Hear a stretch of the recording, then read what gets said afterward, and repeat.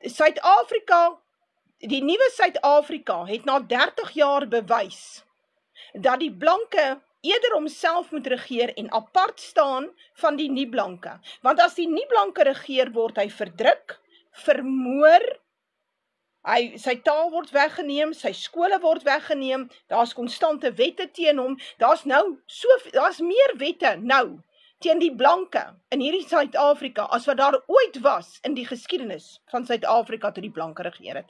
So enige ou wat vir my verduidelik, nee, maar ons moet nou daar gaan, ons moet hulle nou help. Hy moet put your money where your mouth is. Gaan help daar en dan maak jy videoetjies, ek wil sien hoe gooi hulle jou met klippe. Ek gaan elke oomblik daarvan geniet. Ek is nie hier om met sotte te praat nie. Wees jy 'n sot, dan gaan kyk jy of dit vir jou werk. Reg. Daar's mense wat na 30 jaar nog nie verstaan nie, maar ek dink dis omdat hy nog nie geroggel het in sy eie bloed nie. Dit is die kort en die lank daarvan. Wanneer jy roggel in jou eie bloed, nadat hulle jou keel afgesny het, want dan gaan jy radikaal tot bekering kom, maar dit is 'n bietjie laat dan. Reg. Goed, ek begin gesels, dit is 1528. Goed,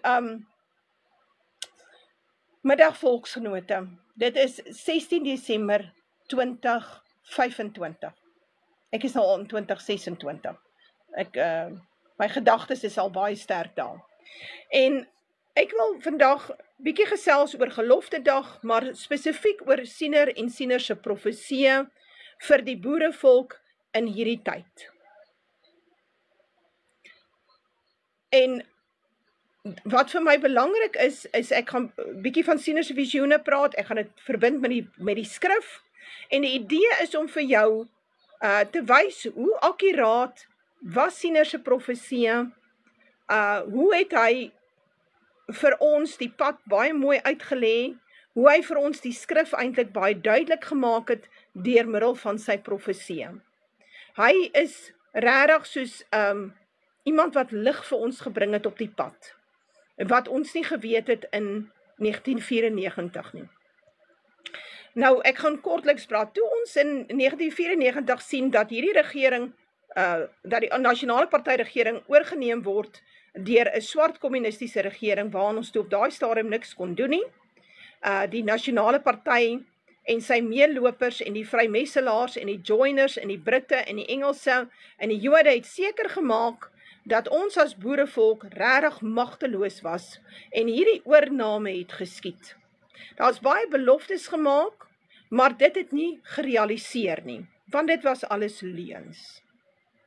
En die boerevolk moes dit verstaan het, maar ons het ons predikante en ons politieke leiers het ons vertrou. En dit was ons ondergang. Nou sit ons vandag met ons kinders wat LGBTQ+ is. Ons sit met ons kinders wat op die straathoeke lê. Ons sit met dwelms wat oral beskikbaar is. Ons sit met ons kinders, ek praat van die blanke kind, wat nie werk kan kry nie.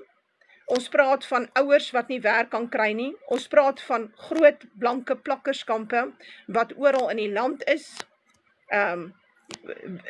Ons het nie 'n idee werklik hoe die armoede lyk onder die blanke nie, want hulle is baie weggesteek. Jy sien hulle af en toe op die straathoeke, maar eintlik bly hulle agter in ander mense se erwe en op plotte, en dit lyk baie sleg daar. En ek weet, want ek help partymal by hierdie plakkerskampe, en ek weet hoe sleg dit daar lyk.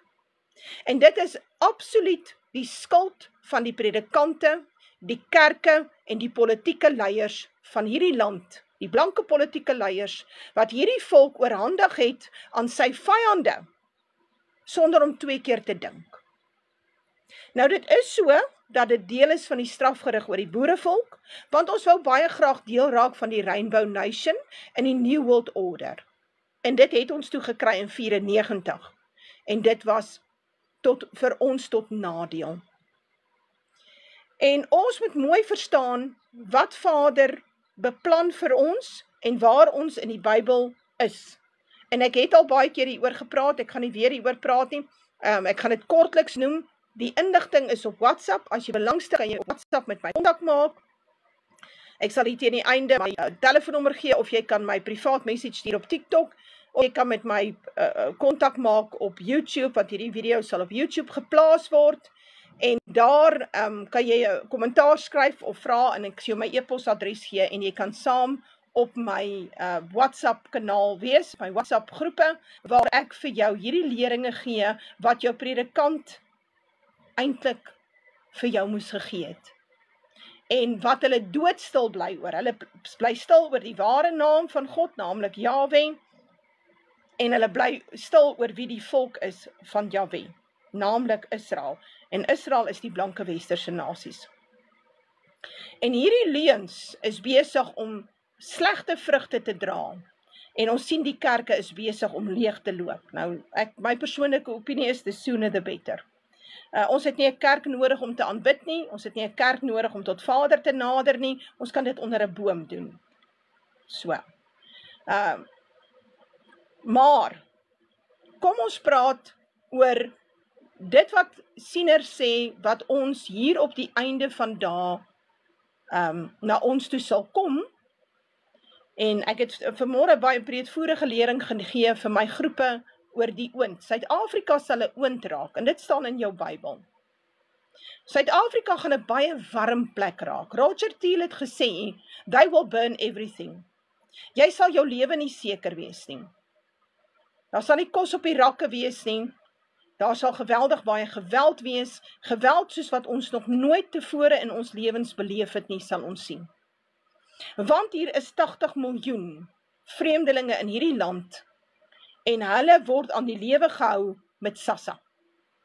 Black Economic Empowerment, wat eintlik nie uit die regering se eie sak uitkom nie, maar van die bankiers af. So, al hierdie bankiers, internasionale bankiers, is eintlik Joodse bankiers, gee geld aan Suid-Afrika, 2,1 miljard rand per dag. Waarvan ons omtrent 1 miljoen rand per dag terugbetaal aan rente. En hierdie skulde, wat hulle elke dag aangaan, is meer as 75-80% van ons GDP. So eintlik kan hulle nie meer leen nie. Maar hulle het geen keuse om meer te leen nie, want daar is 80 miljoen in die land, en hulle moet eet. En hierdie 80 miljoen is die kiesers, is die swart kiesersbasis van die regering. So hulle gaan alles in hulle vermoë doen om daai lot aan die gang te hou. Al beteken dit, hulle moet boere se plase onder hulle uitdeel so soets. En dit sal ons sien. Ons gaan dit sien. Hoe groter die krisis raak vir die ANC, hoe meer aggressief en militant sal hy raak teenoor die blanke en oor plaasboere. En hy sal grond uitdeel om hierdie mense, hierdie swartes, hierdie swart vreemdelinge, die migrants, en almal wat nou vir die ANC stem, om hulle tevrede te hou. So, en dit sal in elk geval lei tot 'n burgeroorlog, want die haves en die have-nots gaan mekaar vat. Dit is so.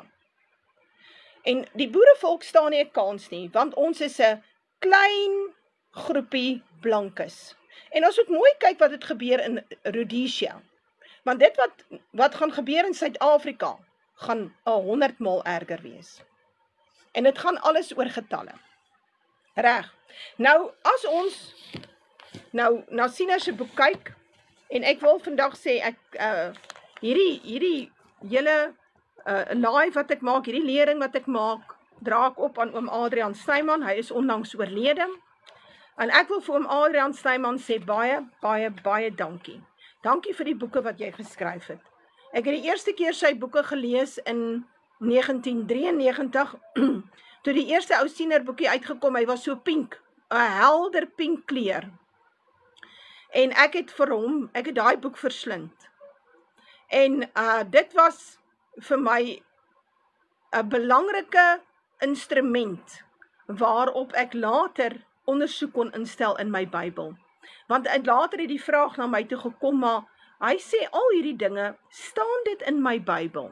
En dit het my aangemoedig om my Bybel te lees.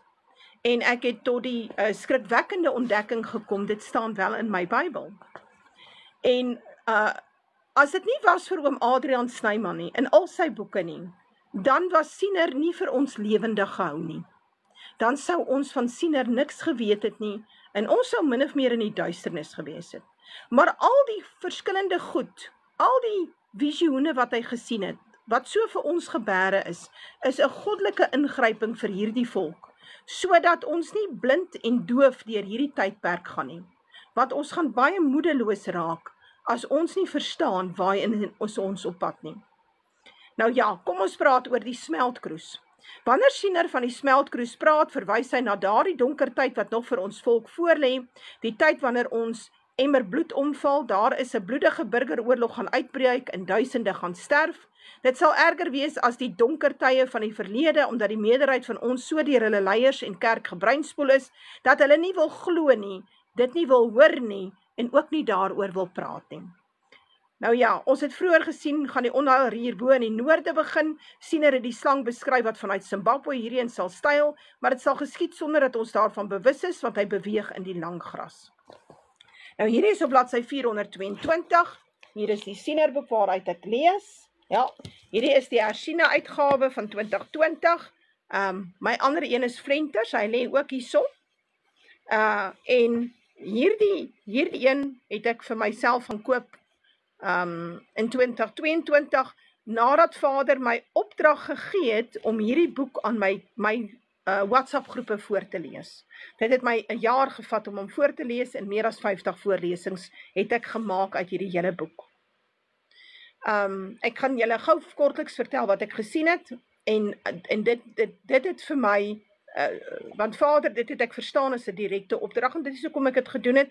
Hierdie lesings, voorlesings en verduidelikings en uiteensetting van hierdie boek is gestoor op Telegram, vir almal om te gaan luister, as jy belangstel. Baie mense het nie tyd om te luister nie, maar jy kan daar in jou kar luister. Goed, ek het gedroom, ek sien die sienerboek voor my, hierdie ene, eintlik my ou ene, wat nie eers meer 'n voorblad het nie, en toe sien ek, hy verander in 'n scroll, soos die ou Bybelse scrolls, daai rolle. En toe sien ek, hy verander in 'n tert, en iemand sny 'n stukkie tert uit, en gee dit op 'n bordjie aan my.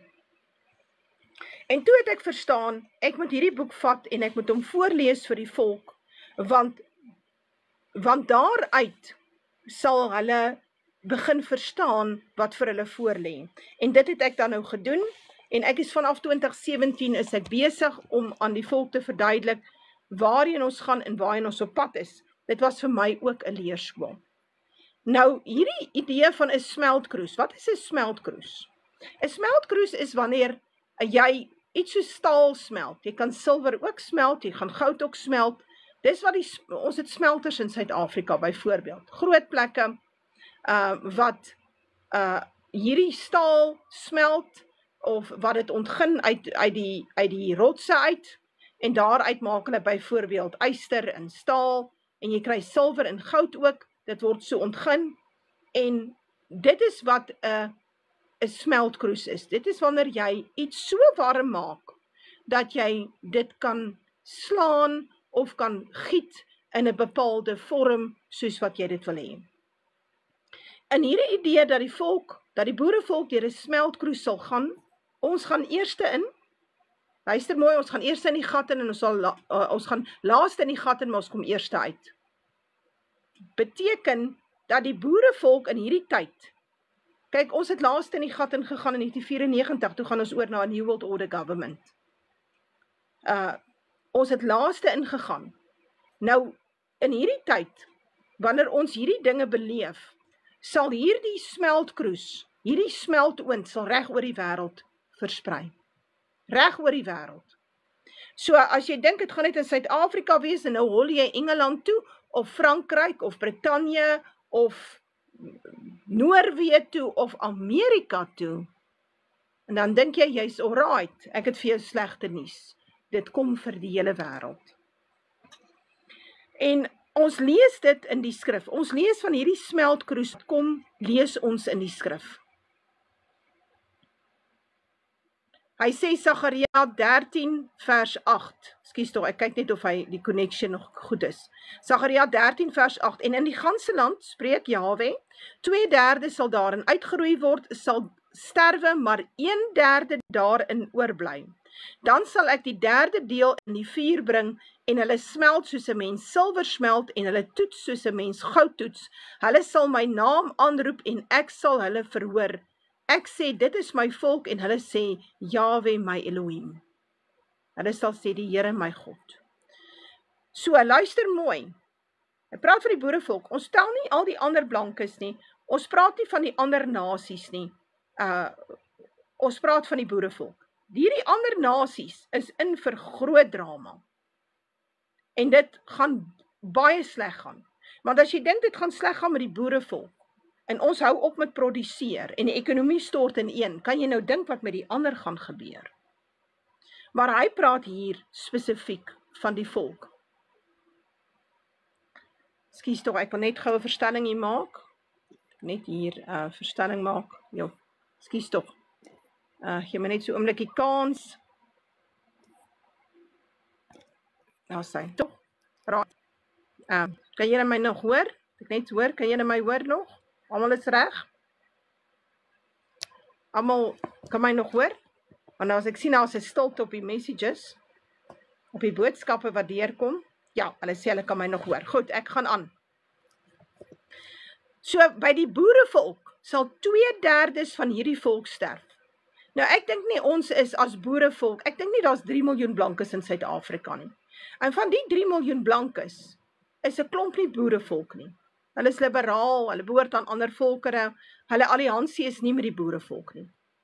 So, hulle kan nie getel word nie. Hulle gaan heel moontlik op die vliegtuie klim en land uitvlug. Maar van die boerevolk sal 2/3 sterf. Miskien is die boerevolk 2 miljoen, miskien is hulle 1,5 miljoen blankes. So 2/3 sal sterf, 1/3 bly oor en daardie 1/3 sal in die smeltkroes ingaan. Menende, daardie 1/3 sal die volle pad stap van 'n baie moeilike situasie totdat hulle by daardie punt kom dat hulle Jahwe aanroep, dat hulle by die eersgebore seun uitkom, dat hulle by Jesus Christus uitkom. Hulle moet daar uitkom. Die ander gaan sterf op pad na hierdie punt toe. En dit is baie duidelik geskryf. Nou, as 'n mens verstaan, baie mense sal sê, maar wat gebeur in so 'n smeltkroes? En die Bybel, ja, Jury sê sal gevorm word na God se wil. Dis goed. Dit is waarheen ons op pad is. Die volk moet op hulle knieë kom by Vader. Hulle eiendom en hulle materie moenie meer vir hulle saak maak nie. So God moet ons ontwortel van alles, sodat net ons in hy is en hy in ons. Dit is wat hy van ons verwag en dit is wat hy met ons gaan doen. Nou in Esegiel 5 sê, en jy mensekind, neem vir jou 'n skerp swaard, as skeermes moet jy dit vir jou neem, laat dit gaan oor jou hoof en oor jou baard, en daarna moet jy vir jou 'n weegskaal neem en die hare verdeel. Nou wat is hare? Hare is die persone, die individue binne in 'n volk. So luister mooi na Esegiel se profesie. Hy praat oor die volk. Nou sê hy het al hierdie hare afgeskeer, hy het dit op 'n weegskaal gesit, en nou sê hy, 1/3 deel moet jy binne in die stad met vuur verbrand. As die dae van die belering verby is, dan moet jy 1/3 deel neem en met 'n swaard stikkend kap rondom die stad. En 1/3 deel moet jy in die wind strooi en ek sal 'n swaard agter hulle uittrek. So hier het hy vir jou verduidelik wat gaan hy met die 3 dele doen. So, 1 deel in die stad word hulle doodgemaak. Die ander deel word met die swaard stikkend gekap rondom die stad. En 'n ander deel, soos wat hulle vlug, word hulle uitgemoor. Die swaard word agter hulle uitgetrek. En dan sê hy iets belangriks, want nou gaan jy vir my sê, Deborah, maar hier staan nou al 3/3. Daai 3/3 is dan nou, almal word uitgewis. Ja, maar, wat bly oor? Luister mooi. Jy moet ook 'n klein bietjie daarvan neem en dit in jou slippe bind. En daarvan moet jy nog weer neem en dit binne in die vuur gooi en dit met vuur verbrand. Daar sal 'n vuur van uitgaan in die hele huis van Israel. So, hy moet die hare vat. Dan verdeel hy dit in derdes. 3 dele. Maar voor hy dit doen, moet hy 'n stukkie vat en dit in sy soem sit van sy kleed. Baie belangrik. En dan, as hierdie 3/3 dan nou vernietig word, verwoes word, uitgemoor word, sterf, wat word van die bietjie in die slippe? Nou daar word ook 'n bietjie uitgehaal en in die vuur gegooi. Maar die ander bietjie bly binne in die slippe, binne in die soem. Onthou julle die verhaal van Jesus? En die vrou was siek, en toe kom vat sy aan sy soem van sy kleed, toe word sy gesond. Nou dit verwys onder andere ook na dit. Jy moet in die soem van Jesus se kleed kom. Daar sal jy veilig wees. Goed, nou ek gaan vir julle presies sê, hoeveel is in die soem? Ons gaan dit nou lees. So sê Jahwe, dit is Jerusalem, ek het dit onder die nasies gestel en lande is daarom rondomheen. Nou Jerusalem het met die lot daarbo in die Midde-Ooste niks te doen nie. Jerusalem verwys na Juda en Sion en Ariel, dit is 'n volk, dit is nie 'n plek nie. Wanneer God in die profeseë praat van Jerusalem daarbo, die Midde-Ooste, die Joodse staat, dan noem hy dit Babel of Babel, hy noem dit Sodom en Egipte, geestelik, menende, jy lees dit daar in Openbaring. So, volgende keer as jy lees van Babylonië, dan praat hy nie van Europa nie, hy praat nie van die Romeinse kerk nie, praat nie van Brittanje nie, hy praat nie van die VSA nie, hy praat van die Joodse staat en die hoer op die dier, wat dan natuurlik gehoreer het met al die konings van die aarde. Dit is waarvan hy praat. Reg, so hy sê dit is Jerusalem. Hy sê Jerusalem met hierdie 3 dele en 'n stukkie in die some. Hy sê verder oor Jerusalem, maar dit was wederstrewig teen my verordeninge, goddeloser as die nasies en teen my insettinge meer as die lande daarom rondomheen, want hulle het my verordeninge verwerp en in my insettinge nie gewandel nie. En hy noem hulle, hy sê, julle was opstandig. Dan gaan hy verder, dan sê hy, kyk, ek het dit teen jou, ja en ek sal strafgerigte in jou midde oefen, voor die oë van die nasies. En om al jou gruwels ontwil sal ek aan jou doen wat ek nooit gedoen het nie en wat ek so nooit weer sal doen nie. Luister mooi, hoe lyk so 'n smeltkroes?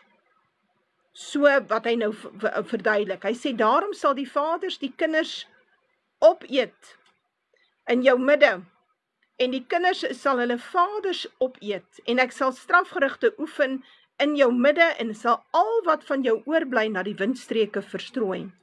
Daarom, so waar as ek leef, spreek die Here, gewis, omdat jy my heiligdom verontreinig het, met jou verfoeisels en met al jou gruwels, sal ek my onttrek en my oog sal nie verskoon en ek sal ook nie spaar nie. 'n derde deel van jou sal aan die pes sterwe en deur die hongersnood in jou omkom en 'n derde deel sal deur die swaard rondom jou val. En 'n derde deel sal ek na die windstreke verstrooi en ek sal die swaard agter hulle uittrek. So, hier is 'n baie duidelike uiteensetting van wat God met Suid-Afrika gaan doen as gevolg van die boerevolk en die verfoeisels van die boerevolk. Ek praat nou van al hierdie goed wat ons in die kerke doen. Die kerk het ons op 'n dwaalweg gelei, praat van Kersfees en al hierdie feeste, hierdie wêreldse feeste wat ons volg. Ons wil nie die Sabbat hou op die Saterdag nie, ons gaan dan die Sondag, sal ons nou ons ding doen.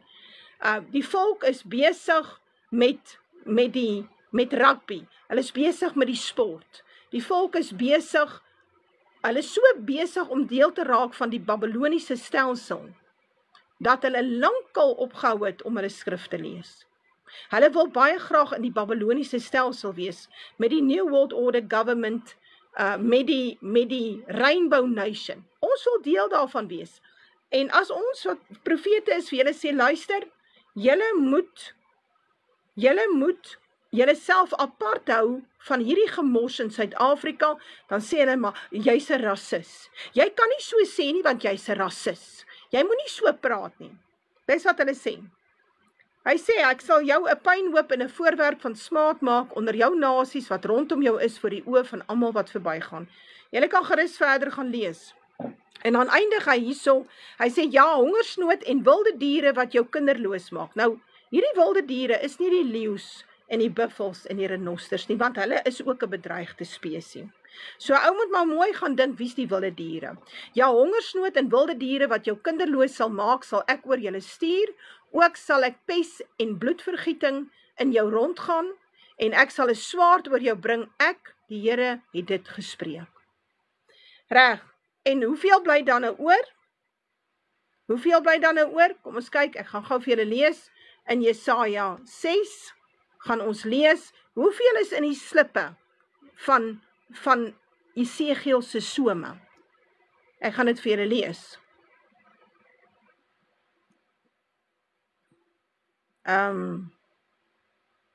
Jy gou kans, ek is nou by Esegiel 6, kies tog. Ek moet by Jesaja 6 wees. Jesaja 6, luister mooi, en hierdie is so 'n belangrike profesie.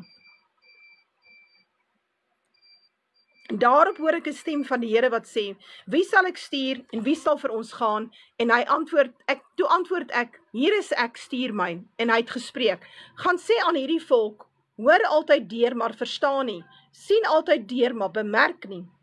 Maak die hart van hierdie volk vet, en maak hulle ore swaar, en bestryk hulle oë, sodat hulle nie sien met hulle oë, en met hulle ore nie hoor, en hulle hart nie verstaan, en hulle nie bekeer en gesond word nie. So God sê, ek gaan julle doof en blind maak, sodat ek julle kan uitwis. En al wat gaan oorbly, is hierdie bietjie in die some van Esegiel. Toe sê ek, hoe lank, Here? Dit was vir Jesaja verskriklik skokkend. En hy antwoord, totdat die stede verwoes lê sonder inwoners, en die huise sonder mense, en die land verwoes is tot 'n wildernis. En Jahwe die mense ver verwyder het, en die verlatenheid groot is in die land. En as nog 'n 10de deel daarin is, sal dit weer wees tot verwoesting. So wat sê hy? Hy sê, die bietjie wat oorbly, sal minder as 'n 10de wees. Dit wil sê 'n 11de. En daardie getal is 47.000 weerbare mans. So, onthou, God tel nie die vrouens, die kinders, die babas, die ou mense nie. Hy tel die weerbare mans. Sê maar van 20 tot 50 of 20 tot 55 of 60. Dis die weerbare, vrugbare kern van die volk. So weet ons dat toe hulle uit Egipte uitgegaan het, was hulle 600.000 man. Nou ja, daai ouens het nie alleen uitgestap nie. Daar was 'n vrou en ten minste 1 vrou en 2 kinders per man. Wat van elke ou se ouers? Dit word nie getel nie. Hy praat net van die vrugbare kern van die volk. En dit sal wees 47.000 manne. Want dit is die bietjie wat oorbly, waarmee die volk weer moet groei tot 'n groot en 'n magtige volk. Dit is wat hy oorbly. En dit is, soos ek sê, 'n baie belangrike profesie, en dit het alles te doen met die smeltkroes. So kom ons gaan kyk 'n bietjie na Siener. Kom ons praat 'n bietjie oor Siener. Kom ons praat oor hoe akkuraat hy was. Soos ek sê, hierdie boek is die hersiene uitgawe, en ek lees hier van bladsy 430 af, van oom Adrian Snyman. En as jy hierdie lees, dan klink dit soos dit klink soos asof hy die koerante gelees het van die laaste 30 jaar. Dit lyk asof iemand het Siener laat sit by 'n tafel, toe bring hulle vir hom die koerante van die 20ste eeu, 21ste eeu, dis nou ons, en toe sit hy hulle vir hom al die koerante daar neer, en hulle sê vir hom lees. Kyk wat gebeur. Dit klink amper so. As jy kyk na hierdie voorspellinge wat Siener gemaak het, dan besef 'n mens hoe akkuraat was hy. Boeta is 'n ongelowige. Nou wil hy vir ons kom preek oor hoe werk dinge. Sies tog. Nou luister, kom ons lees. Volgens die kerk is die profetiese bediening van die Ou Testament afgesluit. Tog sê die apostel Petrus in die Nuwe Testament. En in die laaste dae spreek God, sal ek van my gees uitstort op alle vlees. En julle seuns en julle dogters sal profeteer, en julle jongelinge sal gesigte sien, en julle ou mense sal drome droom. So die profesie is duidelik. Daar is profete wat vir ons gestuur is, maar ons moet die gees van onderskeiding hê. Nou, hoe weet jy het te doen met 'n valse profeet? Dis een wat vir jou beloof, vrede, en dit gaan met jou goed gaan, en daar sal geen onheil jou tref nie. Dit is 'n valse profeet. Jy lees dit daar in Jeremia. Hy haal dit spesifiek uit. 'n Valse profeet sê vir die volk, dit gaan goed gaan met julle. Julle kan maak wat julle wil. Daar sal geen straf gerig op julle wees nie. Maar ek is nie 'n valse profeet nie. Ek is hier om vir jou te verduidelik, hier kom 'n groot verwoesting en 'n groot mensenslagting in Suid-Afrika. Nou ja, 11 dae na die uitbreek van die Tweede Vryheidsoorlog op 11 Oktober 1899 het hy gesien hoe die Engelse 2 jaar later sou begin om duisende boerewonings te verwoes en tot as te verbrand. Hy het selfs ons vroue en kinders hoor huil terwyl hulle na die konsentrasiekampe aangejaag word en hy het ook gesien die boere gaan die oorlog verloor.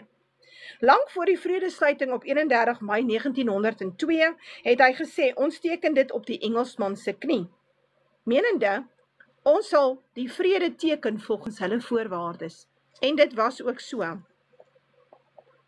Met uniewording in 1910 het hy gesê, politiek is 'n ewel wat onenigheid en verdeeldheid in die volk gaan bring, en eers weer sal herstel wanneer die verdeelde volk soos 2 houte, een met gate en een met penne in die verre toekoms saamgevoeg word. Hy's reg. Want toe het ons die partystelsel gekry. Die hele idee van partye is 'n vrymetselaarskonsept. Daar kan nie partye wees nie. Want jy kan nooit van die party ontslaa raak nie. Die ANC is vir jou 'n goeie voorbeeld. So niemand kan van die ANC ontslaa raak nie, en dis baantjies vir boeties. Dis een groot maffia syndikaat wat die land leegsteel. En die vorige tydperk was dit die Nasionale Party, die Herstigte Nasionale Party, die progressiewe federale party wat vandag die ou lamsakkige DA is, en die konservatiewe party. En hierdie hele idee van partye is om die werklike, ware verteenwoordiging van die volk weg te neem. So, 'n volk moet werk op volksverteenwoordigers. Hier in ons area kies 'n oue volksverteenwoordiger, daar's 10 wat staan, daar's 'n stemming, ons kies daai ou. Hy mag aan geen party behoort nie. Hy kan ook nie saam sweer met mense om saam te stem oor 'n ding nie. Dis nie sy werk nie. Sy werk is om hierdie kiesafdeling te verteenwoordig. Dan gaan sit hy in die regering. En daar is sy taak om na die kiesafdeling, sy mense in hierdie area om te sien. Kan nie 'n partystelsel word nie, kan nie saamgevoeg word en nou 'n tipe van 'n monopolie of 'n syndikaat of 'n maffia word en nou kyk ons na mekaar en ons stem vir mekaar en ons kan hier sit forever in 'n day en lekker vet word op die volk se belastinggeld nie. Dit kan nie werk nie. Hy's 4 jaar in plek, miskien maksimum kan hy tweede keer ook verkies word en dan is dit ook klaar. Dan moet daar iemand nuut inkom. 'n Nuwe besem vir jou skone, die ou mense gesien. Ek gaan aan. In 1911 voorspel Siener die uitbreek van die Eerste Wêreldoorlog as ook die groot griep net daarna. Hy sê ek sien 'n donkerte oor die wêreld toesak. Oorlog sal miljoene lewens verwoes, maar in die nasleep van die oorlog sal 'n siekte kom wat meer mense sal dood as die veldslae. Maria Prinses vra, wat word van al die blankes wat na ons land sal vlug van reg oor die wêreld? Ons sal die enigste veilige land word tot in die verre toekoms. Daar sal net een blanke land oorbly en dit is Suid-Afrika. Maar om by daai punt uit te kom sal Vaal ernstig moet skoonmaak in Suid-Afrika. En hy beloof ons, hy sê, hy bring die besem van verdelging oor die hele aarde en die besem sal skoonvee. Glo vir my. Kort voor die begin van die oorlog sien hy sy geliefde kameraad en vriend generaal Koos Dellery gewelddadig sterf.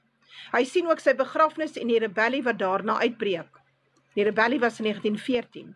Tydens die rebelle se tog deur die woestyn na Duits-Wes, was byna 100 van sy gesigte die instrument wat dit vir moontlik gemaak het om hulle veilig deur te lei tot waar die traktate net met Duitsland op 27 Oktober in 1914 te Keimoes geteken is. Hy voorspel dan dat Duitsland in 'n toekomstige wêreldoorlog daardie traktate sal eer deur aan ons hulp te verleen wanneer ons in groot benoudheid verkeer. Lang voor die tyd vertel hy aan sy broerskind Andries van die groot depressie en die finansiële ineenstorting wat in 1929 sou plaasvind. In 1917 sien hy 'n emmer bloed omval en oor die aarde loop. Hy beskryf dit as die uitbreek van die Tweede Wêreldoorlog. In verskeie ander gesigte sien hy dat Duitsland die oorlog gaan verloor. Sien hy ook die stigting van die VVO. Die VVO is die voorganger van die VN. en dat God geen plek daarin het nie. Hierna sê hy, sal die VSA 'n magtige nasie word. Hy sien die oorwinning van die Nasionale Party in 1948 en Jan Smuts wat van die politieke toneel verdwyn. Reeds in 1914 waarsku hy ons teen 'n kommunistiese invul vanuit die noorde.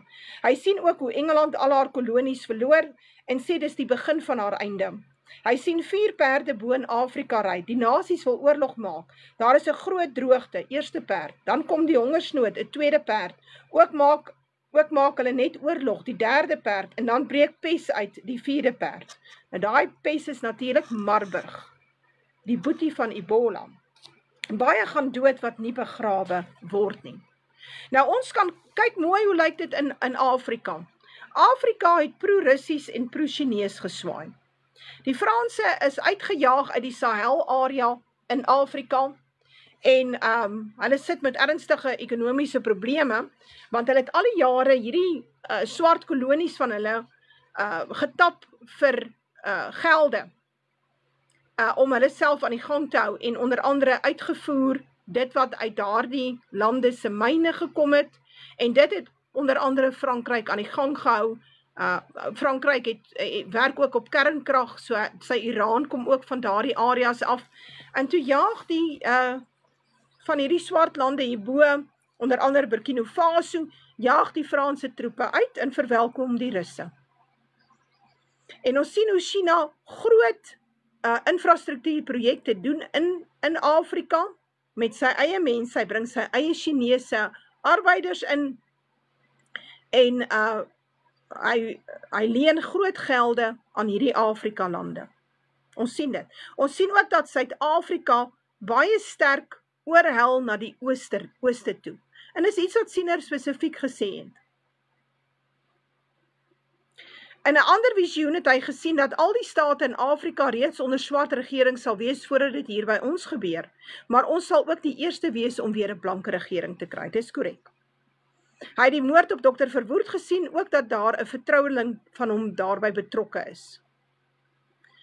Daarna sê hy, sal dit hier by ons ook gebeur wat hy reeds bo in Afrika gesien het, 'n swart regering neem die leiersels oor, terwyl duisende onwettige immigrante terselfdertyd vanuit die noorde hierheen kom, op soek na 'n nuwe tuiste. En dit sê Siener sal die begin wees van ons donker tyd. Nou, dis baie logies, as daar 80 miljoen inkom, in 'n land waar ons 'n waterskaarste het, never mind, en daar hulle praat van 3% van die land se bevolking betaal belasting, daar's nie ekonomiese groei nie.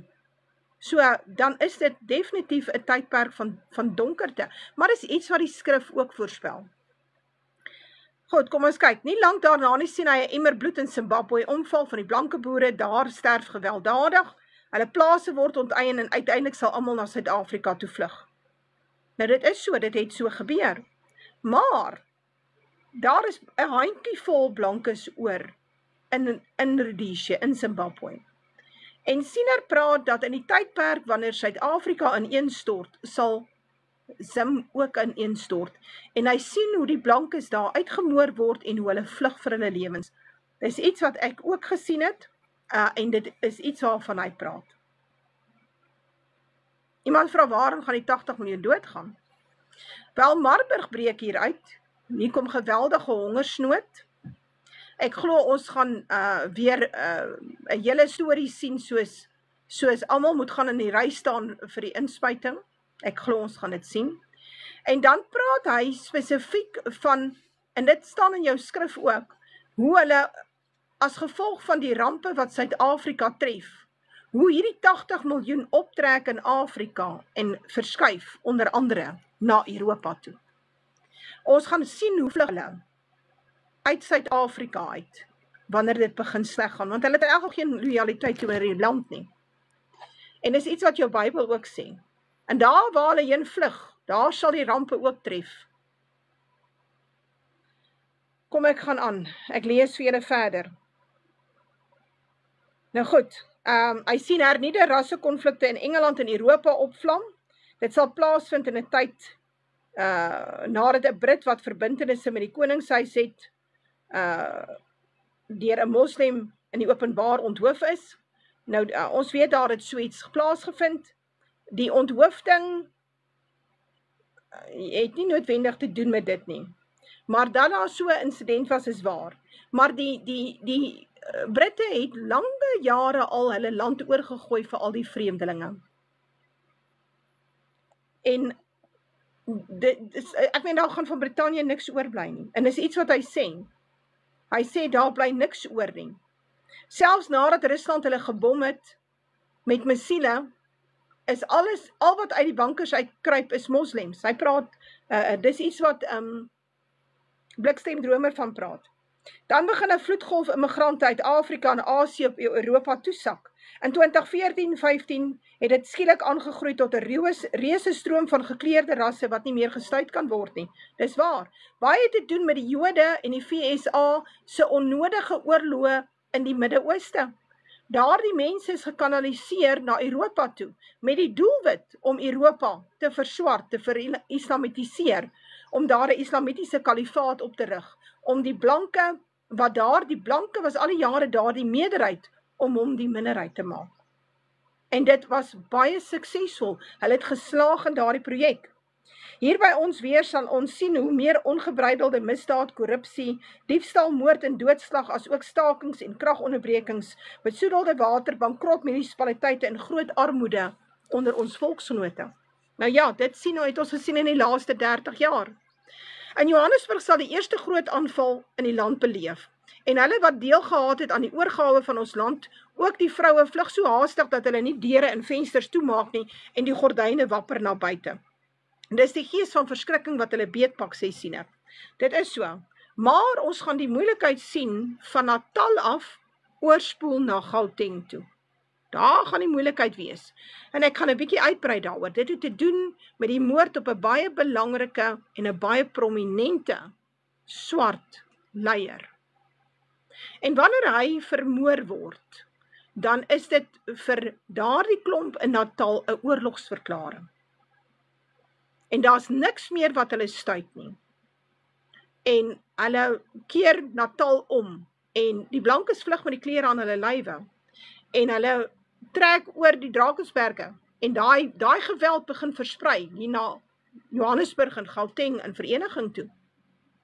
Ons sal dit ook sien in Limpopo, en in Oos-Transvaal, Mpumalanga, ook in Noordwes. Selfs die Vrystaat sal deurloop, want hulle sit met Lesotho en die Sotho probleem. Korrek, Meisen? Ja, ek lees verder. Hy het ook gesê, kyk na die parlement, want dis waar die moeilikheid begin. En wie het ooit kon raai dat ou Julius Malema en sy trawante nog eendag in die parlementshuis sou gaan sit, om nie net daarvan 'n grootse spektakel en sirkus te maak nie, maar ook hulle onderdane tot geweld op te roep. Dit gaan nog in 'n chaos ontaard. En wanneer dit op sy ergste is, sal VN-magte in Suid-Afrika optree om die orde te herstel, kastig, en 'n regeermag aan die Afrikanerbond oor te gee. Dis die mofskape Doornbos regering wat hy in die parlement sien sit het. Nou ja, wat gaan gebeur? Tussen die CIA, Mossad en MI6 en ISIS wat een van hulle instrumente is, sal ons sien hoe Suid-Afrika totaal verval in chaos. En ek dink mense verstaan dit nie mooi nie. Die VSA en selfs die Britte soek 'n regime change in Suid-Afrika. Want hulle het nou al tot die gevolgtrekking gekom dat die ANC nie gaan dans na NAVO en die VSA en die Britte se pype nie. Hierdie ANC-regering se alliansie is met die Ooste. En dit is iets wat Siener baie duidelik voorspel. En ons kan sien hoe klou hulle vas aan die Ooste. Nou, ek konstateer net 'n feit. Die Weste is hier, se belange in Suid-Afrika gaan oor die myne en gaan oor die seeroete. Dis waaroor dit gaan. Die Chinese soek hierdie area weer vir landbougrond, onder andere, en die seeroete, en die myne. So, ons sien dat Suid-Afrika hier op einde van dae 'n been word, waaroor die Weste sowel as die Ooste gaan veg. En omdat hierdie regering nie sy alliansie wil verander na 'n NAVO toe nie, menende toelaat dat hulle gebruik word vir NAVO en hierdie oorlog teen Rusland en China en teen BRICS nie, gaan die VSA hulle eenvoudig onttroon. En 'n ou moet mooi kyk, hoe lyk dit daar in Venezuela, hoe word dit gedoen? So daar het die VSA met 'n groot mag gaan lê in die water, in die vloot, en die ouens is daar in die laaste paar maande, lê hulle daar reg voor Venezuela, skiet bote uit die water uit, en plaas geweldige druk op Maduro, om die regeerpos te verlaat. Dis nadat Maduro gesê het, hy is bereid om te onderhandel, en sy olie te gee vir die VSA en die tipe van ding. Maar het gaan daaroor dat Maduro ook alliansies gesluit het met die Chinese. Die Chinese het 'n baie groot raffinaderij gebou in Venezuela. Venezuela het van die grootste oliereserwes in die wêreld, maar die olie is vuil. Hulle praat, ek dink hy het 'n baie hoë, swaal inhoud. Ek is dom met dit. Wat beteken dan, dit moet op 'n spesiale manier skoongemaak word. En vir al die jare die VSA het gedoen, en op 'n stadium met die Chinese raffinaderij in Venezuela gebou, en in plaas daarvan dat jy nou alles uitvoer daarna China toe, en hulle dit raffinadereer, hulle maak dit skoon en gebruik dit, en wat ook al, word dit nou sommer in Venezuela gedoen. So die VSA soek 'n regime change in Venezuela, en wanneer hulle daar klaar is, kom hulle vir Suid-Afrika. So, hulle werk sommer, hulle het sulke prioriteite. Glo vir my, hulle het 'n lys, ons is op daai lys. En ons gaan sien hoe hulle baie druk op hierdie ANC-regering uitoefen. Die druk het reeds begin toe Trump in plek gekom het. En daarom dink ek 2026 behoort al hierdie lospunte wat ons oor al die jare van praat, ons praat al hoeveel jaar oor hierdie ding, moet daai lospunte by mekaar kom. Want dit gaan oor die Trump-administrasie, Europa wat wil oorlog maak met Rusland, maar die Trump-administrasie het nou 'n verkiesing wat hier iewers in November maand is, daar 'n volgende verkiesing vir teenwoordigers vir die Senaat en die Kongres. En hy mag moontlik sy meerderheid verloor in die Senaat en die Kongres, dan sy 'n sitting duck president, dan kan hy nie veel doen nie. En dan gaan ons sien dat hulle gaan probeer om hom te impeach. En hulle gaan dit op die ou einde reg kry, en dan gaan hulle hom vermoor. Maar wat ek probeer sê hier is, hulle het 'n aantal dinge wat hulle wil bereik. En hy moet dit eintlik doen voor November maand 2026.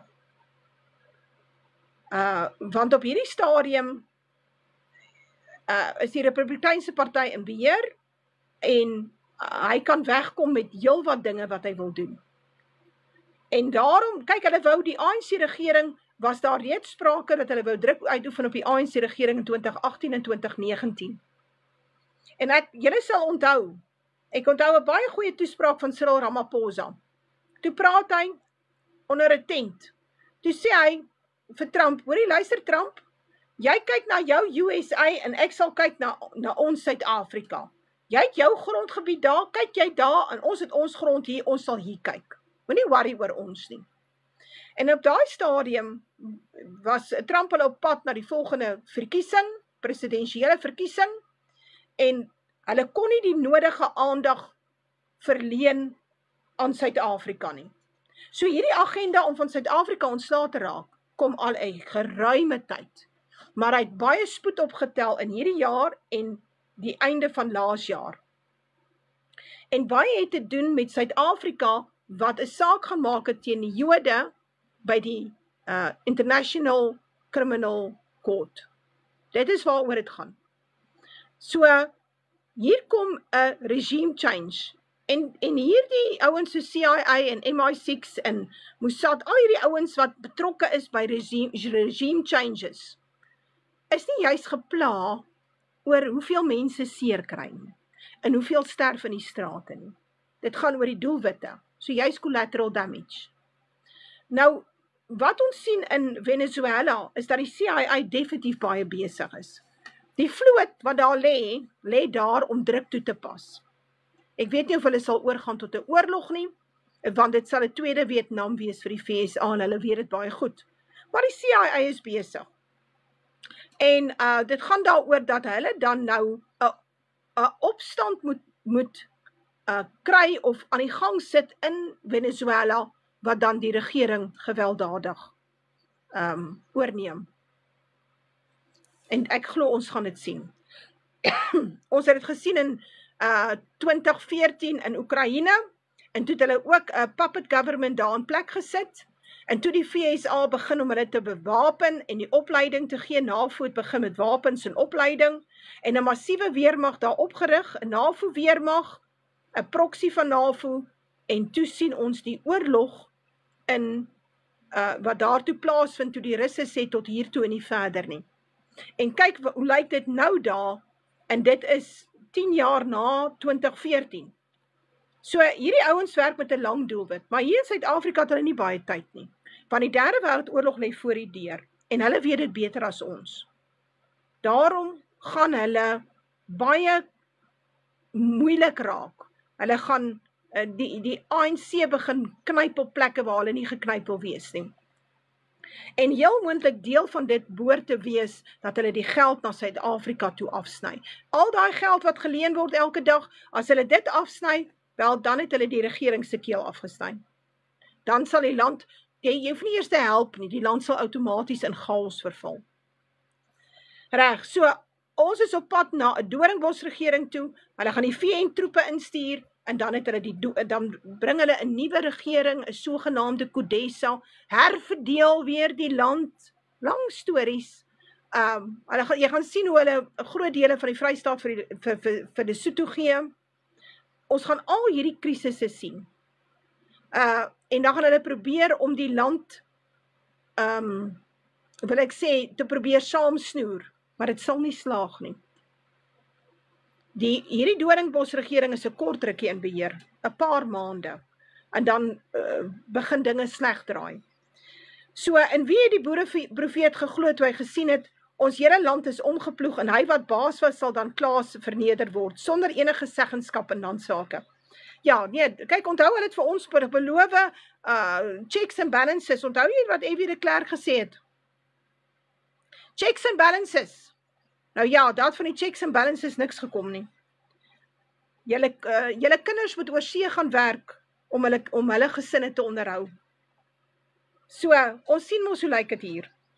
Hierdie paar gesigte is maar net 'n fraksie van wat oom Niklaas alles in sy leeftyd gesien het. Sy dogter Anna het nie naaste by al sy gesigte opgeteken nie, want hy het talle persoonlik aan kennisse en vriende oorgedra waarvan baie ook reeds vervul is. As al die bogenoemde visioene van die ou boereprofeet dan tot op datum profeties vervul is, wie of wat sal dan kan verhoed dat sy gesigte wat nog in die baarmoeder van die toekoms lê en ook gebore word nie.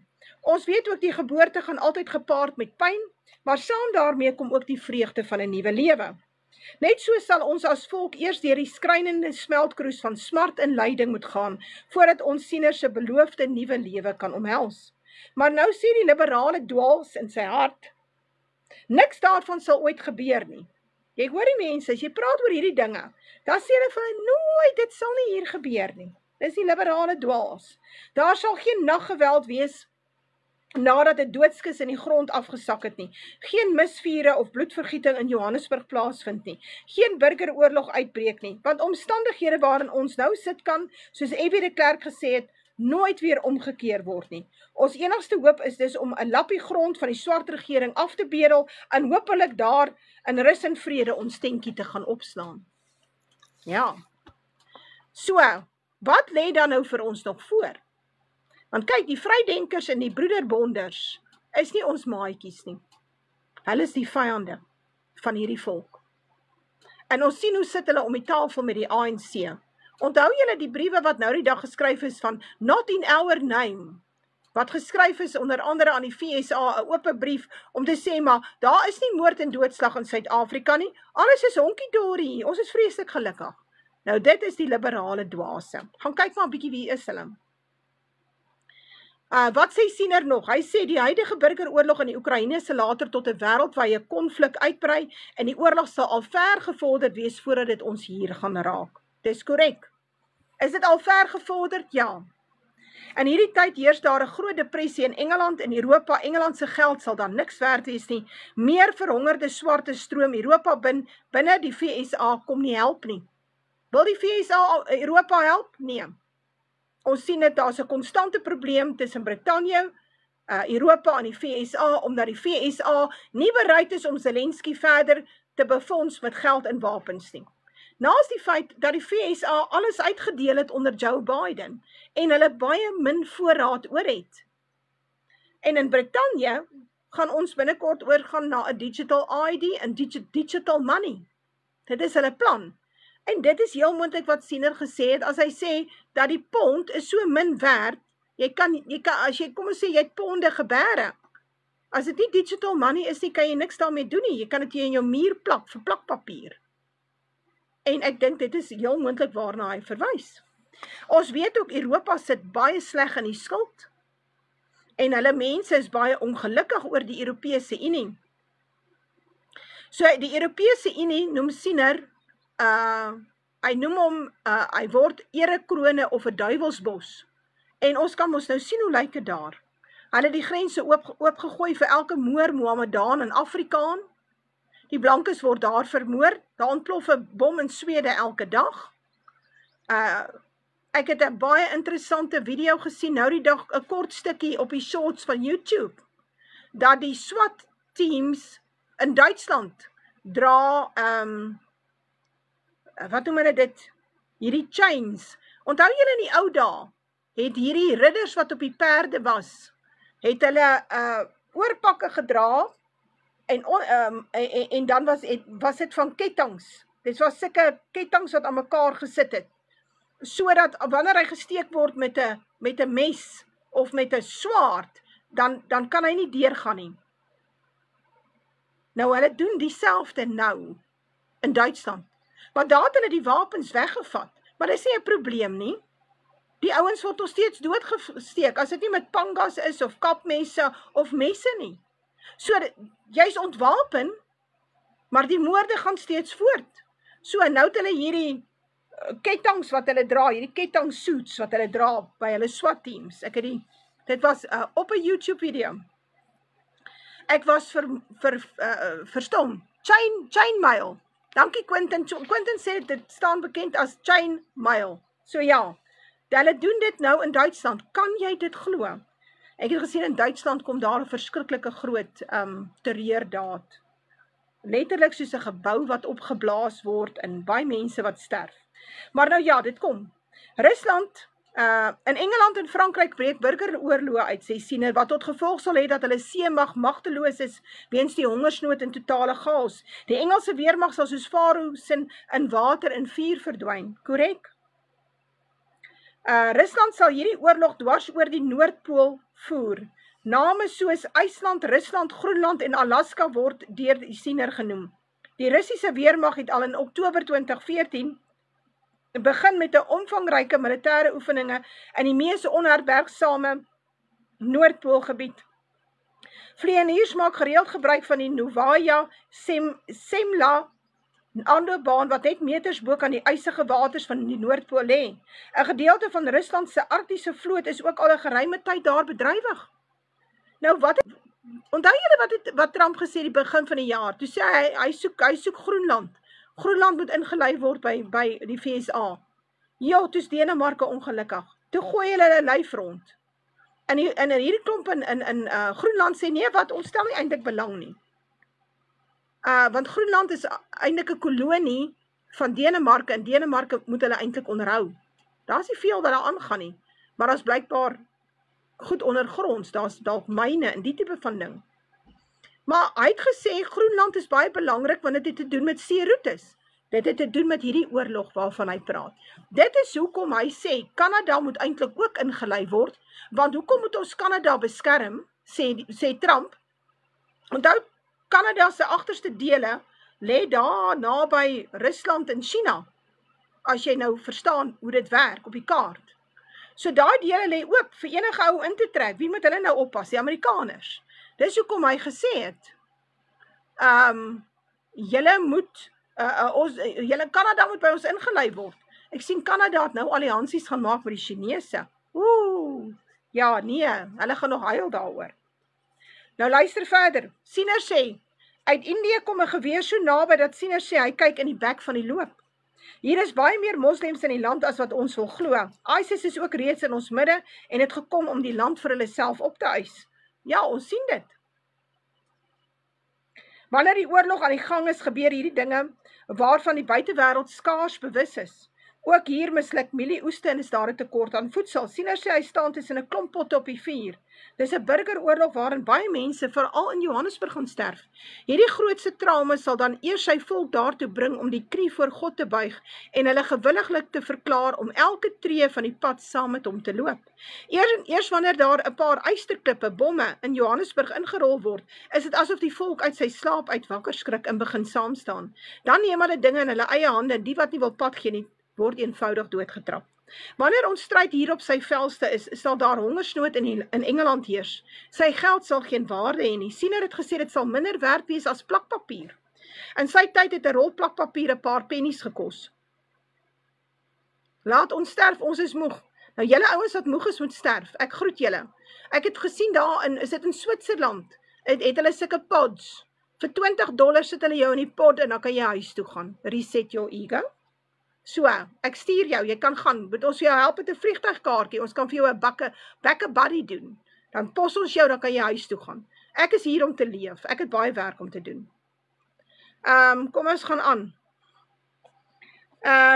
aan. Die horde swartes wat Europa ingestroom het, sal nou begin om die blankes aan te val en uit te moor.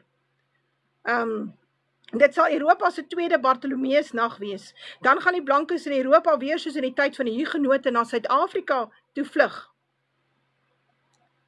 En weer eens vir hulle geloof, omdat dit beskou sal word as die veiligste land op aarde. Dis korrek. Blikstemdromers sê, ons moenie beplan vir 60 jaar vorentoe nie, ons moet beplan vir 500 jaar vorentoe. En hy's akkuraat, en ek dink nie hy verstaan die eskatologiese lyn nie. Hy verstaan wat God hom gewys het. En hy's akkuraat. Ek verstaan waar dit vandaan kom. Siener het tente gesien staan van die Kaap af tot in Kalahari, van Suidwes-Afrika, van Durban tot in Mosambiek. Nou, Mosambiek sal sink, so dit sal nie heeltemal tot in Mosambiek wees nie. Daar breek nou 'n nuwe dag vir Suid-Afrika aan, nog voordat die derde wêreldoorlog beëindig word. Onder ons volk is daar steeds diegene wat alles in hulle vermoë doen om 'n lappie grond by die swartes te bedel. Ons profeet skilder egter 'n heel ander prentjie. Hy sê, ek sien 'n vark hang aan 'n hak in Engeland. Dit raak daar weg en dan sien ek hom weer in Johannesburg hang en dan word hy wors gemaak. Die wors hang in die Kaap aan die parlementstoel en ek eet daarvan. Ek is die getroue Afrikaner, die boerevolk. Die wors wat daar in die parlementshuis hang, word dan met wetgewing gekonfiskeer. En dit wys vir my dat dit 'n regverdige saak is. Ons roof of steel nie, sê Siener. Ons vat net terug wat ons reeds met bloed en offers van Jahwe, van die Here, verkry het. Toe het hy die gesig self meer breedvoerig verklaar. Die varke, die kapitaliste in Johannesburg sal in samewerking met die boere se vyande oor see sy eiendom, die wors van hom af wegneem. Maar dit sal hulle niks help nie, want die boere sal deur ingryping van bo weer die mag verkry. Die wors hang aan die parlementstoele. Ook sal al die myne en minerale staatseiendom word en al die ou republikeinse plase sal val terug en word onder my volk verdeel. Reg, luister mooi, ek is nou amper klaar. So byt nog vas. Ja, ons gaan alles verloor, maar die van ons wat oorleef, sal die land terugkry. En ons sal die veiligste land word tot in die verre, verre toekoms. Reg, hierdie is 'n baie belangrike konsep. Maar ons gaan nou groot verwoesting sien. Nie net in Suid-Afrika nie, maar ook reg oor die wêreld. En weet jy wat gaan gebeur in Suid-Afrika? En is iets wat Siener sê. En die volk is nog nie daar nie, maar julle gaan daarby uitkom. En ek gaan bly wees, want die dag wanneer dit gebeur, gaan ek julle mooi leer. Vader gaan dit vir my moontlik maak. Hy het my mooi dinge gewys. Maar eers gaan dit met my baie sleg gaan en ek gaan baie swaar gaan. Swaar kry. En dan sal Vader my weer 'n geleentheid gee om te praat. Maar Siener sê die volgende ding. Hy sê, hy sit sy hand in sy sak, en hy haal dit uit en is vol boontjies, wit boontjies. En toe gaan dit reg oor die hele wêreld. En hy het dit verklaar. Hy sê hierdie boerevolk gaan baie rassisties raak. En daardie rasisme sal reg oor die wêreld versprei. En blankes reg oor die wêreld gaan baie rassisties raak. En dit gaan dit te doen hê natuurlik met 'n groot slagting van blankes in Suid-Afrika. Want wanneer dit plaasvind en hierdie volk alles verloor, alles wat hulle so met groot swaar kry en harde werk bymekaar gemaak het, dan gaan hierdie volk baie rassisties raak. En ons gaan almal op dieselfde bladsy wees. Nou is net 'n paar van ons op hierdie bladsy. Maar die res gaan almal op hierdie bladsy kom. En die ander blankes in die wêreld gaan sien wat hier gebeur. En weet jy, as hulle dit sien, gaan hulle regop sit op hulle stoele. En hulle gaan besef dat hulle in groot moeilikheid verkeer. Nou luister, en weet jy waarmee eindig Siener? En dit is jy kan dit gaan lees, dis in die visioengeskrifte, wat in die Lichtenburgse museum gelê het. Siener van Rensburg het die nuwe Jerusalem hier by ons sien neerdal in die suide. En net soos Henog en Johanna Brand dit ook gesien het, maar in sy nederige eenvoud kon hy die aanskouing van 'n verruklike, ewige koninkryk nie naastenby beskryf nie. En al wat hy met sy beperkte leeketaal aan ons kon oordra, was dat daar een volk met een taal, een wapen en een God sal wees. 'n Volk wat ook die meeste seëninge op aarde sal geniet. Want watter ander aardse koninkryk kan met 'n verhewe godsrepubliek vergelyk word? Nou ja, ek wil kyk of ek nie daai stukkie kan kry nie. Of ek hom kan lees nie, of ek hom net iewers hier kan kry nie. Anders sal ek hom gou moet soek. Ek wil vir julle lees wat hy sê van die nuwe Jerusalem wat uit die hemel uit neerdal op ons. As ek sê, dit is in die visioen geskrifte. Kan jy dit kry? Ek weet nou net nie waar nie. Kom ons kyk. Ek het die dokument hierso. Ek gaan dit gou vir julle soek, is vinnig. Julle moet net saam met my vasbyt. Julle het mos nog geduld, né? Julle het nog geduld, né, volk? Reg, kom ons kyk of ek gou die Siener geskrifte kan kry. Hier op my foon. En dit vir julle lees. Kom ons kyk. Gee gou kans, ek het hom. Ja. My hart is baie seer oor mense wat gaan brand, maar ons gaan sien dat daar geweldige vure gaan wees. En dit breek absoluut my hart. Breek absoluut my hart. Ja, kom ons kyk. Gee gou kans.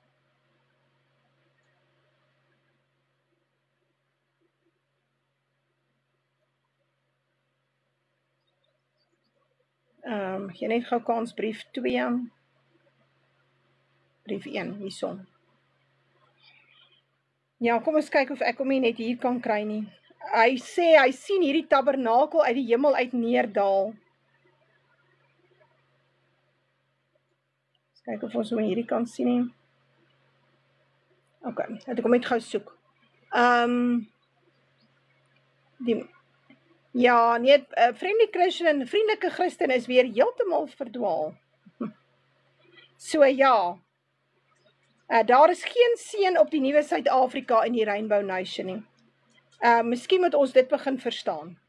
As ons dit verstaan, dan sal ons verstaan, God keer geen Rainbow Nation goed nie. So ou moet dit maar net begin verstaan. Kom ons lees hierso. Kom ek lees vir julle hierdie pragtige visioen van Siener. Hy sien dit op 19 November 1921. Die mis trek oop en toe staan die wa klaar gelaai met gerwe. Toe lê die gerwe langs die vloer. Die vloer word skoon. Nou hierdie gerwe is koringgerwe. Onthou, jy moet koring word. As jy nie koring is nie, dan is jy nie by die ware geloof nie. Jy moet by koring uitkom. Dit is wat dis die simbool. Ver in die noorde is klein wolkies. Hulle gee pad van mekaar en die son skyn helder. In die noorde kant in die lig is 'n galery en op die galery is soos die beskrywing van die tabernakel uit die goue kandelaars en agter die galery kom 'n menigte kinders uit en kom af na die suide. Die kinders is almal van 10 jaar leeftyd, almal wit aangetrek. Ook 'n dogter en een dogter van Gert van Wyk. Al 4 genoemdes is in die, voor is dogters, ja, so hulle is almal wit aangetrek met blou oë. Voor is dogters van Siener wat in die moordkamp dood is, en een van Siener se susterskinders, ook 'n dogter en een dogter van Gert van Wyk. Al 4 genoemdes is in die kamp dood. Die vier is die 4 is op die voorpunt van die kinderskaar wat afdwaal. Oom Nicolaas sê in die lewe was die 4 kinders nie almal 10 jaar oud nie, maar so sien hy hulle. Hulle het ook nie almal blou oë gehad nie, maar dit wys hom omdat hy die 4 voorstes ken, dit is kampleiers. Dan hoor hy uit die kinderskaar kom die woorde: Dese het hulle lewens gegee tot prooi en sy kom om te deel in die vreugde van hulle medebroers en susters. Oom Nicolaas sê aan my, as die kinders terugdraai hemelwaarts, dan is hulle oë vol trane, maar van blydskap wanneer ons vry is. So, wat hy hierso sien, is iets onder andere wat Henog na verwys, en wat die Bybel skrams na verwys. Maar, ek wil my nou nie uitlaat daarop neem, want dit is iets wat ek self nog nie verstaan nie. Maar hy sien hier die tabernakel neerdal hier in die suide, en hoe hierdie kinders was almal die prooi, hulle was almal die slagoffers van die Britte en die Jode, die Britse Joodse imperialisme in Suid-Afrika. Waarop uit om hierdie vrouens en kinders te vermoor, om die boerevolk van die tafel af te vee. So, en dit het nie geslaag nie. Nou die volgende aanslag kom. So, al wat ek vir julle vandag sê, en dit is waarmee ek nou gaan eindig, en dan kan ons 'n bietjie gesels vir 'n paar minute, en dan is ek klaar. Al wat ek vir julle sê is, die merker vir my, die baie belangrike merker, skus tog, Pixie, nee man, skus tog, sy raas hierso. Die baie belangrike merker vir my, en ek glo ook vir julle, maar julle sal dit nie dadelik verstaan nie. Behalwe as jy altyd gereeld na my luister, en jy begin al verstaan wat ek vir jou sê. Maar by ons sal dit amper verbygaan. Baie mense gaan dit hoor en sien en aangaan om Netflix te kyk. So die volk is nie by nie. Die merker is die koms van koning Charles na Suid-Afrika toe. Daai is vir my die merker. Daardie is vir my die merker. As dit in plek kom, dan sal die res baie vinnig daarna verloop. Menende, dit sal nie oor 'n lang tydperk wees meer nie, want ons wag al 30 jaar vir alles om in vervulling te kom. Maar die gebeure sal mekaar vinnig opeenvolg. Maar die koms van koning Charles na Suid-Afrika toe, ons gaan 'n Britse afvaardiging sien wat inkom na die ANC toe. En ek het persoonlik gesien dat die koning self kom. En dis vreemd, want hy is nie eintlik gesond nie. En ek weet nie, as dit uitspeel soos wat ek het gesien het, en ek glo dit gaan so wees, dan is dit baie radikaal as die Britse regering om die tafel kom sit met die ANC. So ja, nou ja, hierdie is my kort en my lank.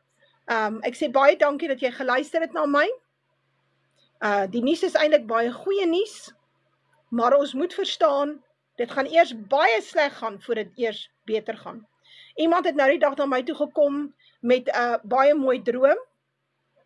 Sy sê sy droom van 'n mooi netjiese vrou wat besig is met deeg, en die persoon vat die deeg, die vrou vat die deeg, en sy maak 2 bolletjies. Die een deeg sit sy een kant, en toe vat sy die ander deeg, en sy maak bolletjies daarvan, en sy sit op elkeen 'n merk, 'n kruis. En my interpretasie van dit was as volg, is dat van hierdie volk in Suid-Afrika, van hierdie boerevolk, gaan die helfte die merk vat. Dit was my interpretasie. Nou ja, ek dink dit het te doen met die boerevolk, dit kan dalk te doen hê met Israel as 'n geheel, die blanke westerse nasies, maar ek dink dit is spesifiek die boerevolk. Nou ja, dis my kort en my lank. Reg, ek het heeltemal te lank gepraat. So, enige vrae, daar's 5 minute vir vrae. Mikkie, ignoreer hom net. Baie dankie Deborah, soos altyd het ek vreeslik baie geleer. Ek is bly. Judy, as jy net verstaan, dan help dit. En dan kyk ons maar of die merkers val in die